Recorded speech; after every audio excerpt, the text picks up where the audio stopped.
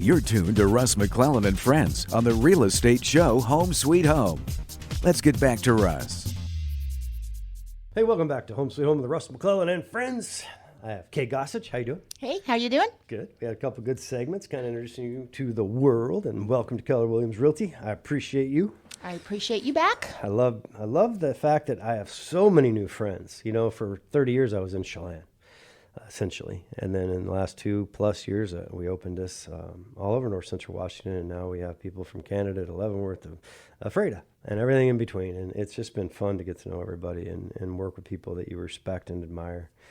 You know, one of the things I thought we'd talk about, or I just kind of want to talk about, I was really thinking about so much negativity and so much uncertainty right now with the land of COVID really affecting people negatively. And I'm seeing stress manifested differently inside of our office, outside of our office. Obviously, any media outlet you turn on right now, it's pretty pathetic. The agendas of everyone is just so angry. And, you know, I'd like to remind everybody that it's okay to be nice to each other, right? And I thought about my own ego, and I've gone through a lot of phases in that. I mean, at one point, I know a lot of people that I grew up with, that would politely say I had youthful exuberance. Let's put it that way. But, you know, ego is one of those things. It's a dangerous thing, right? And I was reading this, and I want to share it today, at least part of it. And it was an article written by a guy named Ryan Holiday. And the title was 25 Ways to Kill the Toxic Ego That Will Ruin Your Life. And it was just fascinating to me. So I'm going to go through it if you don't mind. Maybe take something away, maybe disagree, maybe agree. But I found it fascinating to really take a deep breath, step back, and think about our own ego and what that means. So number one is adopt, and we just talked about this, Kate. Number one is adopt the beginner's mindset. And if you think about it, it's impossible to learn if you think you know everything. Oh, I don't even know how much things I don't know. Right. And if you remind yourself on a consistent basis of what you don't know, then perhaps what other people are saying will not be an attack, right, on you. Correct. It's just about learning based. Number two was focus on effort, not the outcome.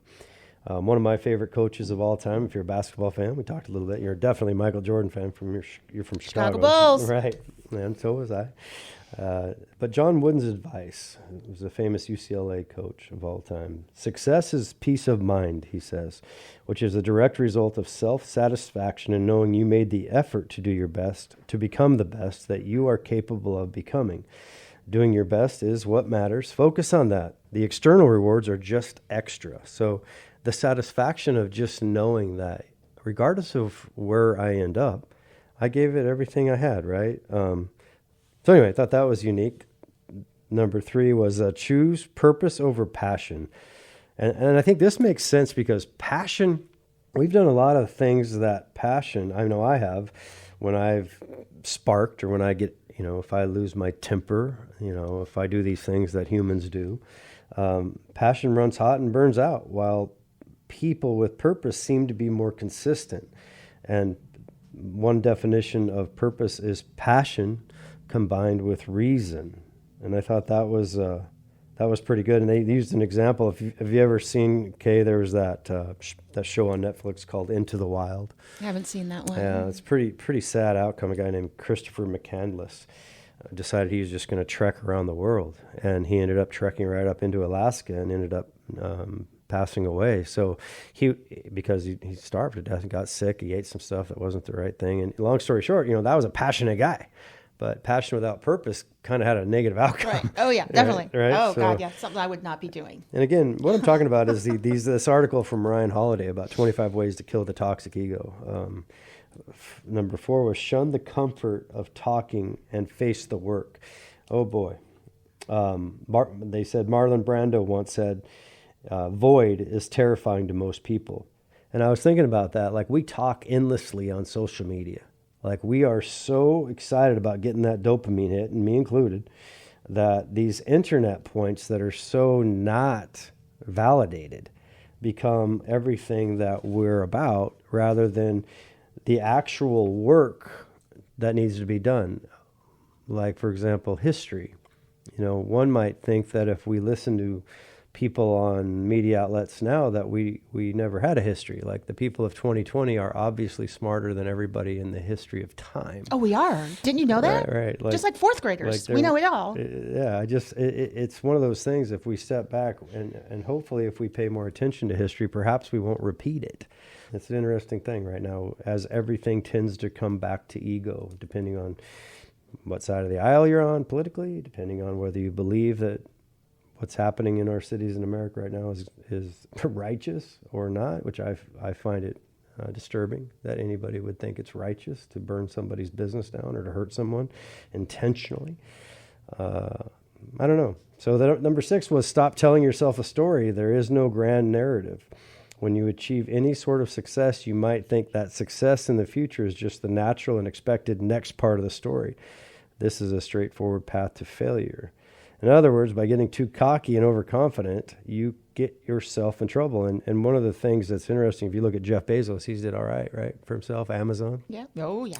He's doing all right. And he said he reminds himself as he was building Amazon that there is no aha moment for him. The billion-dollar behemoth company he had, no matter what he might read in his own press clippings, he always said, I need to stay focused on the present moment, not the story, which I found interesting from the richest man in the world.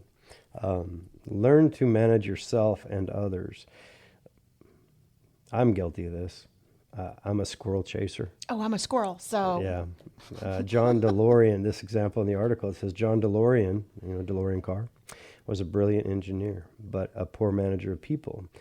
And they described one of his executives described him and his management style as chasing colored balloons. Ooh. That's probably what I do sometimes. At least they were colored. And it's okay that I have that weakness. I love things. I love to jump. I love to focus. And if I look back at my career, perhaps not that I would judge it negatively because it got me to where I'm at. And I think it was exactly the right scenario. But I surround myself with people to try to keep me focused because I know that's a natural tendency of mine. And I think understanding that about ourselves is important.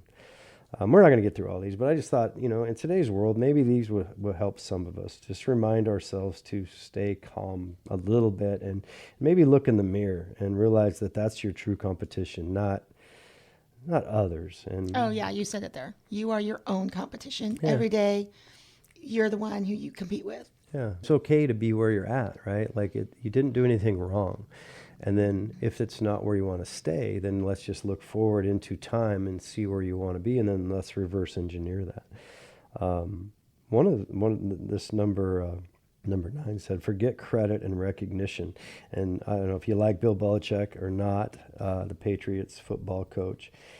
People know that he's won more Super Bowls than anybody ever, and he's kind of a jerk when he does his interviews, and he's very intense. I shouldn't say that because I don't know him, but he seems like he is. But what people don't know about him is he was working his way up the ranks. He made his mark by making his superiors look good, really good. So he stayed very humble and focused on the practice of perfecting his craft rather than recognition. That came naturally when you win Super Bowls, right? Sharing recognition is always a good thing, especially if other people have been part of it and helped, and let them have it. It's true. Let it go. I'll share. Go ahead. It doesn't lessen what you did to tell someone else they did a good job and thanks for helping, and let other people know that. Right, celebrating the victories of other people, and I know that we have a lot of people in our firm that do that consistently, and I think that that's the sign of leadership and the sign of true abundant mindset, and that's one of the cultural aspects of Keller Williams is we really try to celebrate each other versus that scarcity mindset where jealousy and envy tend to live. I'll share one more out of these 25. There's number 10 says connect with nature, and in the world pandemic, connect with nature and the universe at large. It says nothing draws us away from nature more than material success. Go out there and reconnect with the world. I love this. Realize how small you really are in relation to everything else. Oh, we're tiny. Yeah. In the universe, on the planet, everything. Yeah, humility, right? Like when we start beating our drum and we start judging people from the bleacher seats. I played sports in high school and a little bit in college, and I remember people just screaming at the referees, right? But they've never put on the stripes. Yeah, they're doing their best job. They saw what they saw from their angle, and Yeah, so I mean, just maybe when you take a walk outside, I mean, you look up. It wasn't that long ago, we were full of smoke. So when you look at the blue sky and you take a walk, remember that, again, I said it earlier today, the world's going to keep spinning on its axis with or without you. And long time from now, it's not going to matter maybe as much as you think it is today to hurt other people just because they may disagree with you. And, we got about a minute left in this segment, but I want everybody to know this. If you are, because it's political, right? Political time of the year, every 4 years. This is a very divisive one. If you're a progressive liberal, you are my friend. If you are a conservative Republican, you are my friend. If you think that I am not your friend because I disagree with your perspective, then perhaps you are not my friend either. But the thing about America is we can all get along and we can agree to disagree. And in the Republic, I can tell you that I am proud to be an American. I'm proud to be a patriot. My son's in the Marine Corps. And I am grateful to all of our police, all of our firemen, and all of our military around the country. From now until the future and all in the past that got us what we want. Thanks a lot for allowing me to dive into that stuff. And we'll be back with Sharon Crockett and Prime Lending in just a few minutes with Home Sweet Home with Russ McClellan. Home sweet home.